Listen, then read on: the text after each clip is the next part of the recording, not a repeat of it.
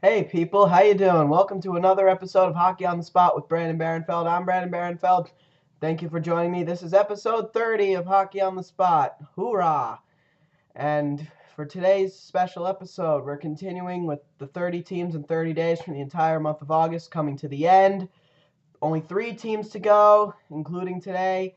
So for today, we are going to talk about the Philadelphia Flyers. And for the Philadelphia Flyers, very disgusting and disappointing season for both the fans and the team. And whenever you have a bad season in Philly, things don't go well. This is the first time that they missed the playoffs since 2007 when they finished with the worst team in the league. And there were many reasons as to why they did not have as good of a season. As far as where they finished 10th in the Eastern Conference, 20th in the league, 23, 22, and 3 for a combined 49 points, 1 point more than the New Jersey Devils. Beat them out for the fourth place spot in the Atlantic Division. Surprisingly enough, the Devils would finish last place in the Atlantic Division last year, a position they were not familiar with. But going back to the Flyers really sought out to change up their team this offseason because there were so many reasons as to why they missed the playoffs last year. For starters, they thought they had gotten themselves the goaltender that would figure out their issues in goal. Ilya Bryzgalov, who they signed over a couple seasons ago from the Phoenix Coyotes after proving to be a superstar with the Phoenix Coyotes. They signed him to a 9-year, $51.5 million contract, but expecting him to pick up where he left off in Phoenix. Unfortunately, he turned out to be a costly mistake. And what's also starting to show now is the longevity of trading away Sergei Bobrovsky, trading him away to the Columbus Blue Jackets. They lost a goaltender who could have been absolutely spectacular for them. So that was one major reason as to why. They also got rid of both Mike Richards and Jeff Carter just to sign Ilya Bryzgalov, which turned out to also be a mistake as they both went on to win a Stanley Cup with the Los Angeles Kings in 2012. So Bryzgalov really ended up putting the team in a bad position, and they ended up using one of their compliance buyouts to buy out the last 7 years of his deal. And the Flyers were actually one of the few teams in the NHL to use both of their compliance buyouts. They used the other one to buy out the last couple of years of Danny Briere's contract, and he went on to sign with the Montreal Canadiens. So he did not have a good year last year.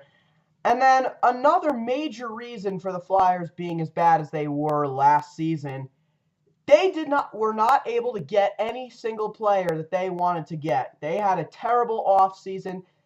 No one wanted to go to Philly. Every player they were in the mix for, every major player that they were in the mix for, they did not get. They wanted Zach Parise. He went on to sign with the Minnesota Wild.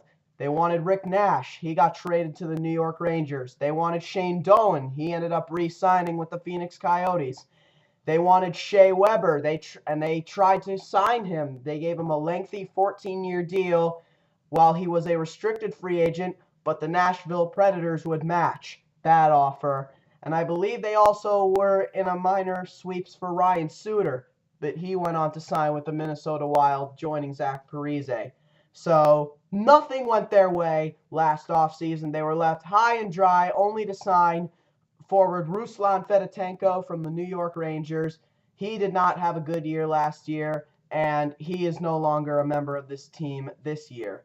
So a very rough offseason for Paul Holmgren and the Philadelphia Flyers last year. They could not sign anybody that they wanted to sign. So a big shame. The only positive was that they were able to get Claude Giroux signed up. They signed him long-term to an 8-year deal. That was this offseason. And they actually got a significantly high draft pick this year as well, and a good one too. Defenseman Samuel Morin, a big 6'6", 202-pound shutdown defenseman. They expect him to be a good solid defenseman for them in the years to come. But this offseason has been an absolute turnaround for the Philadelphia Flyers from last offseason. You know, they pretty much got everybody they wanted to get. Remembering, that also goes back to the trade deadline where they got Steve Mason from the Columbus Blue Jackets.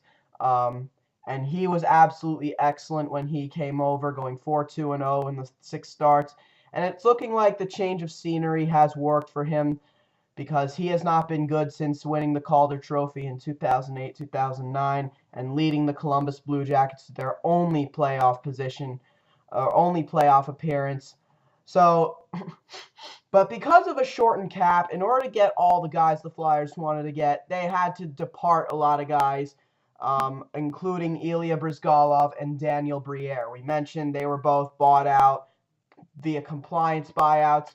Bryzgalov is still an unrestricted free agent. He is one of the top goaltending unrestricted free agents this summer, and he is still unsigned. However, could be quite possible that he could sign in the KHL. So I'll be keeping you guys posted on that.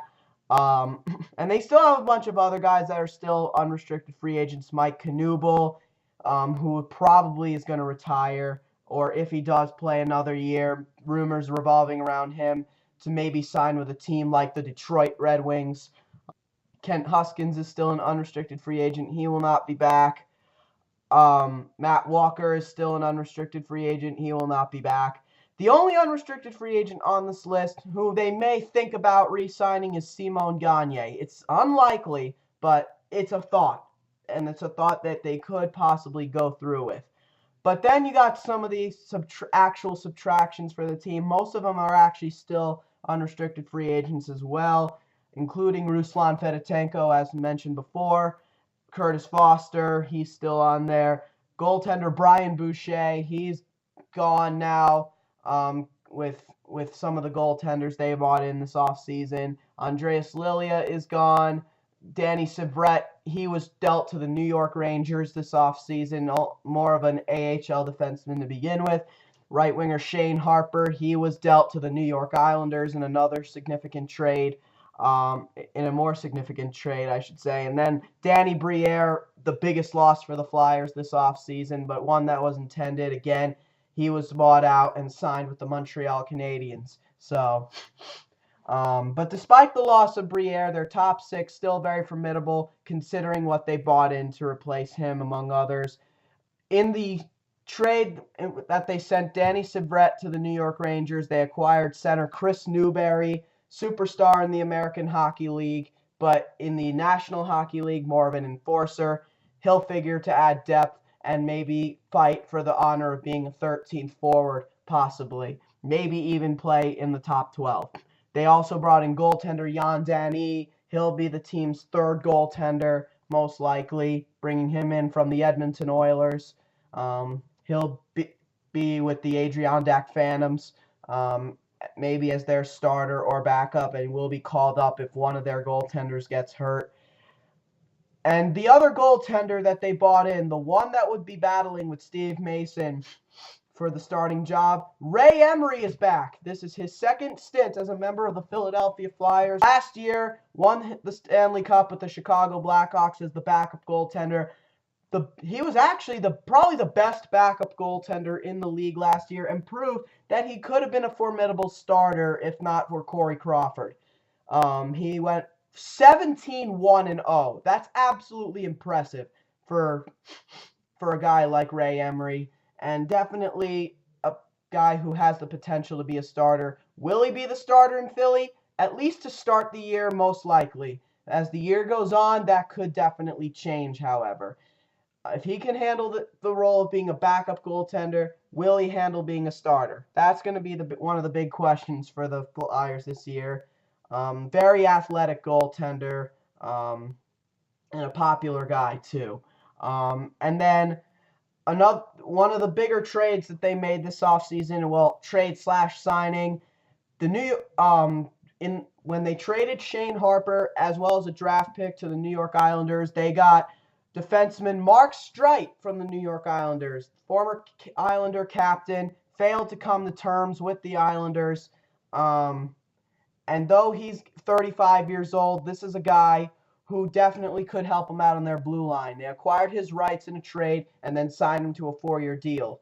Again, the big concern is he's 35 years old. However, you also got to keep in mind is he came in the NHL when he was 28 years old as a member of the Montreal Canadiens. So, big shot from the point. The power play quarterback definitely take some pressure off of 38-year-old Kimmo Timonen and relieve him of some power play time, which is good for the Flyers for sure. Again, the Islanders failed to come to terms with Mark Streit, so with Chris Pronger pretty much gone, this is the long-awaited replacement for Chris Pronger. Big shot from the point again, and a leader. He had been the captain for the Islanders for the past 2 seasons, captained them to the playoffs last year. So he could figure to be possible candidate as an alternate captain for the coming year. They signed him to a 4-year deal. But the real big signing for the Philadelphia Flyers this year, one that was very much unexpected, came after this player was bought out. Vincent Lecavalier, former first overall draft pick from 1998. Overall, he has had a very good National Hockey League career. Unfortunately, though, injuries have really set him back with the the Tampa Bay Lightning. He no longer was the star of that team, and he really was fading out, and his numbers continue to decline over the past few seasons. So, after signing a monstrous 14-year deal with the Tampa Bay Lightning, the Lightning bought out the final 7 years of that contract. Thank goodness, because I've never liked those contracts. No player ever lives up to them. And he signed a 5-year deal with the Flyers. And for Vinny Lecavalier, basically their replacement for Danny Briere. He's a much better player than Danny Briere. That is for sure. He's much bigger. He's much stronger. Has better hands. And is smarter, too. A smarter player. And figures to be this team's second-line center. He's no longer a top-line center. That is for sure. He would have been the top unrestricted free agent had he made it to the July 5th free agent frenzy over David Clarkson. But the Flyers signed him almost immediately after he was bought out via compliance buyout by the Tampa Bay Lightning. But again, he's way past the stage of his career for being a top-line center. He's still a good top 6 forward and a second-line center, though, and can also add some leadership. Former captain of the Lightning. Definitely could add some leadership along with Mark Streit. So they get 2 captains, basically. So even though the Flyers basically were not the most active team in the offseason, like the New Jersey Devils or the Dallas Stars, they definitely made the biggest moves. That much is for sure. They brought in the biggest names. So, Vinny Lecavalier, again, a guy who can bring a veteran leadership and goal-scoring ability. He'll figure to play on the second line with Wayne Simmonds and Brayden Schenn, which leads us to some of the questions for the Philadelphia Flyers. What are their lines going to look like? Well, that's pretty much easy. Their first, second, and fourth lines figure to look like this. Claude Giroux, Jakub Voracek, and Scott Hartnell as their top line. Vinny Lecavalier, Wayne Simmonds, and Brayden Schenn as their second line.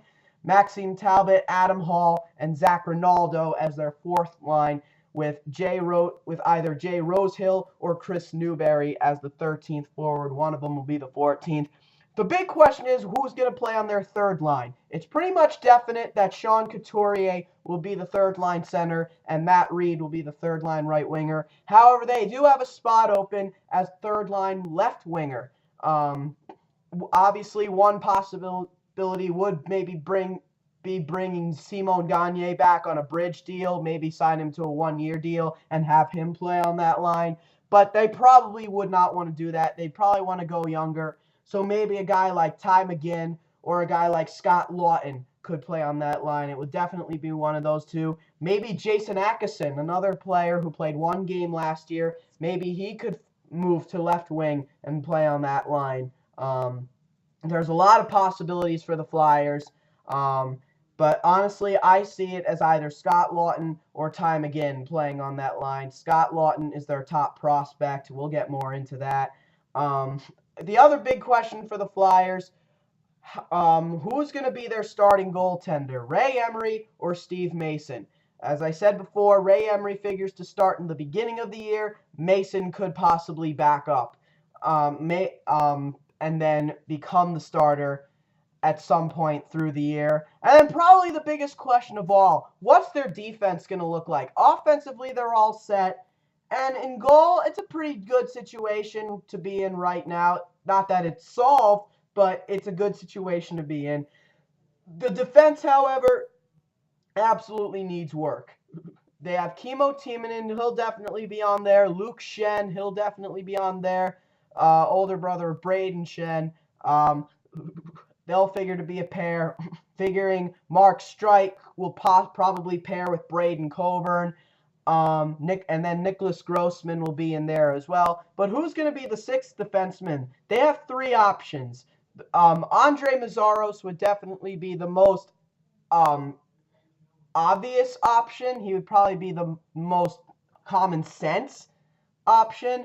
But they also have Marc-Andre Bourdon, who played well when he came up last year. And they have Erik Gustafsson, who played well when he came up last year. They have some prospects as well that could possibly play. Again, I'd say Andre Meszaros would be the safest bet. But again, a lot of these defensemen were hurt at the end of the year. Most of these defensemen did not play. Only two of them were healthy at the year's end, and they were Luke Schenn and Curtis Foster. They were the only defensemen healthy at the end of the year. Curtis Foster is no longer with the team, however. So this defense has to stay healthy. Can they play at 100%? That will be the big question. Okay, now let's take a look at the Philadelphia Flyers top 10 prospects. Very, very deep top 10 pool. Not as deep as the Columbus Blue Jackets, but deeper than all the other teams we've done so far. Deeper than the New Jersey Devils, New York Islanders, and New York Rangers, and way deeper than the Carolina Hurricanes. Scott Laughton, who is basically a Mike Richards clone, he is their top prospect. He could play this year. He got a trial last year. Anthony Stolarz, a goaltender, big 6'5", 210-pounder. He's number 2. Ty McGinn, he's number 3. He could also figure to play on the third line. Oliver Laudruson, who played a bit last year, he's up there. Nick Cousins, Samuel Morin. They have a lot of guys on here. Mostly defensemen. Brandon Manning also on there. He played a bit. But the one prospect on this list that really caught my eye was their number 10 prospect, right winger Jason Akeson. Undrafted, 23 years old, former Kitchener Ranger, former superstar for the Kitchener Rangers. I've always been a fan of Jason Akeson. He was one of the big motivators for Gabriel Landeskog when they played on the line together. He's a playmaker, and he's a guy who could figure to be a good future for the Flyers. He played one game at the end of the year and scored a goal, so I think he's going to be a good player for years to come. I can't wait for this kid to come up, quite honestly.